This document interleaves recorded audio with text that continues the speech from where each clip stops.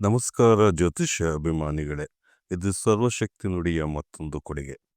ಮನುಷ್ಯ ಎಷ್ಟೇ ಚೆನ್ನಾಗಿ ಶಾಂತಿ, ಪ್ರೀತಿ, ಪ್ರೇಮ, ಸ್ನೇಹ, ವಿಶ್ವಾಸ, ನಂಬಿಕೆಯಿಂದ ಇದ್ದರೂ ಪರಸ್ಪರ ಶತ್ರುಗಳಾಗಿ ಪರಿವರ್ತನೆಯಾಗುವುದು, ಇಲ್ಲವೇ ದೂರ ಹೋಗುವರು, ಇಲ್ಲವೇ ಶತ್ರುಗಳಾಗಿ ದ್ವೇಷವನ್ನು ಸಾಧಿಸುವರು.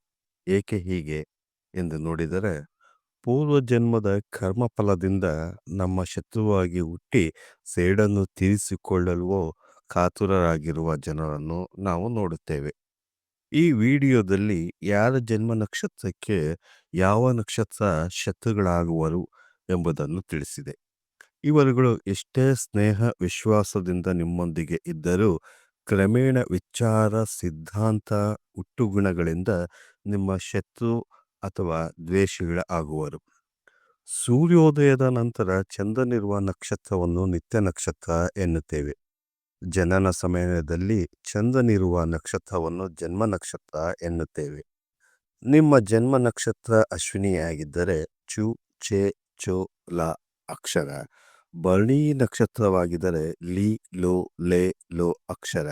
ಹೀಗೆ ನಕ್ಷತ್ರದ ಪಾದದ ಪ್ರಕಾರ ಹೆಸರು ಇಡಬೇಕಾಗುವುದು.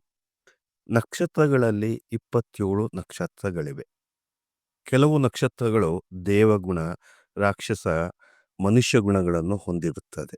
ಹಾಗೆಯೇ ಕ್ಷಿಪ್ರ ನಕ್ಷತ್ರ, ದಾರುಣ ನಕ್ಷತ್ರ, ಮೃದು ನಕ್ಷತ್ರ, ಸ್ಥಿರ ನಕ್ಷತ್ರ, ಸಾಧಾರಣ ನಕ್ಷತ್ರ, ಉಗ್ರ ನಕ್ಷತ್ರ, ಚರ ನಕ್ಷತ್ರ, ಸತ್ಕರ್ಮ ನಕ್ಷತ್ರ, ದುಷ್ಕರ್ಮ ನಕ್ಷತ್ರ, ಕ್ರೂರಕರ್ಮ ನಕ್ಷತ್ರ, ಮಹಾ ನಕ್ಷತ್ರಗಳು ಒಳಗೊಂಡಿರುತ್ತದೆ.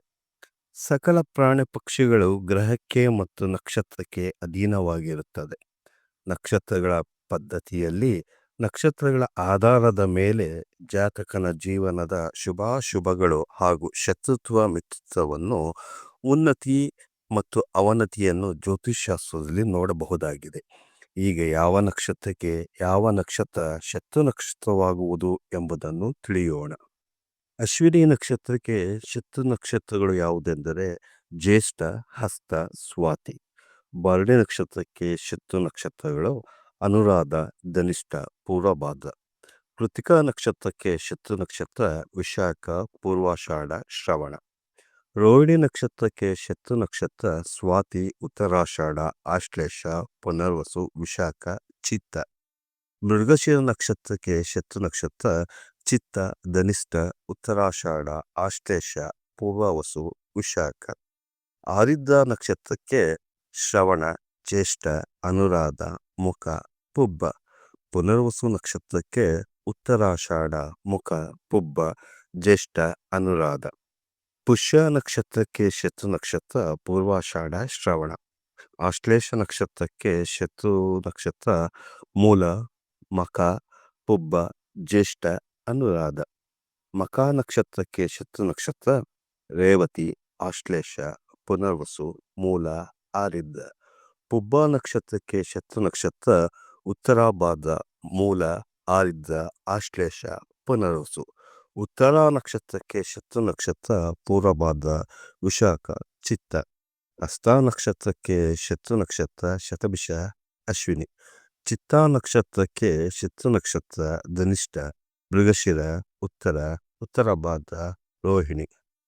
ಸ್ವಾತಿ ನಕ್ಷತ್ರಕ್ಕೆ ಶತ್ರು ನಕ್ಷತ್ರವಾಗಿ ಶತಭಿಷ, ಅಶ್ವಿನಿ, ರೋಹಿಣಿ. ವಿಶಾಖ ನಕ್ಷತ್ರಕ್ಕೆ ಶತ್ರು ನಕ್ಷತ್ರವಾಗಿ ಮೃಗಶಿರ, ಉತ್ತರ, ಉತ್ತರಾಭಾದ್ರ, ರೋಹಿಣಿ, ಕೃತಿಕ. ಅನುರಾಧ ನಕ್ಷತ್ರಕ್ಕೆ ಶತ್ರು ನಕ್ಷತ್ರವಾಗಿ ಮೂಲ, ಆರಿದ್ರ, ಭರಣಿ.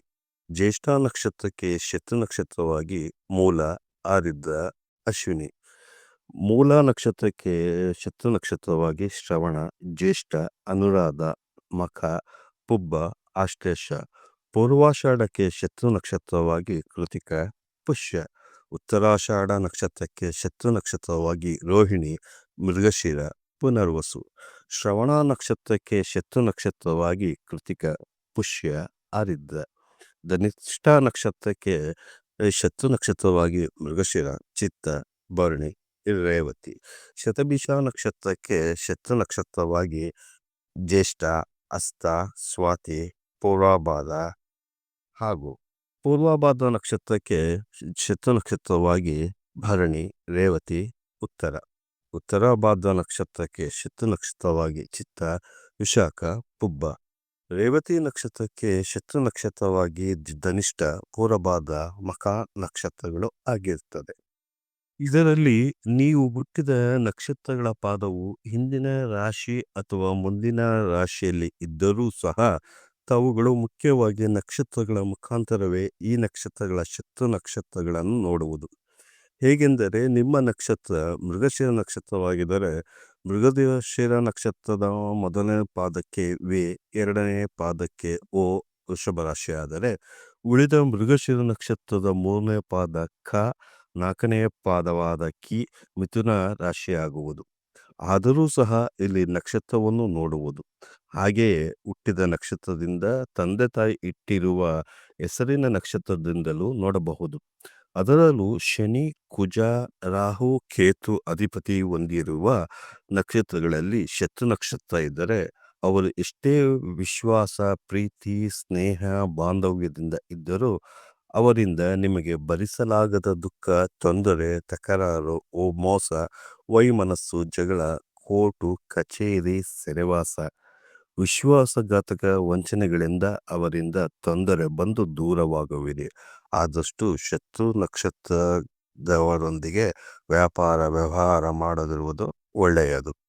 ಈ ವಿಡಿಯೋ ನಿಮಗೆ ಇಷ್ಟವಾದಲ್ಲಿ ಲೈಕ್ ಮಾಡಿ, ಶೇರ್ ಮಾಡಿ ಹಾಗೂ ಕಮೆಂಟ್ಸ್ ಮಾಡಿ. ಧನ್ಯವಾದಗಳು.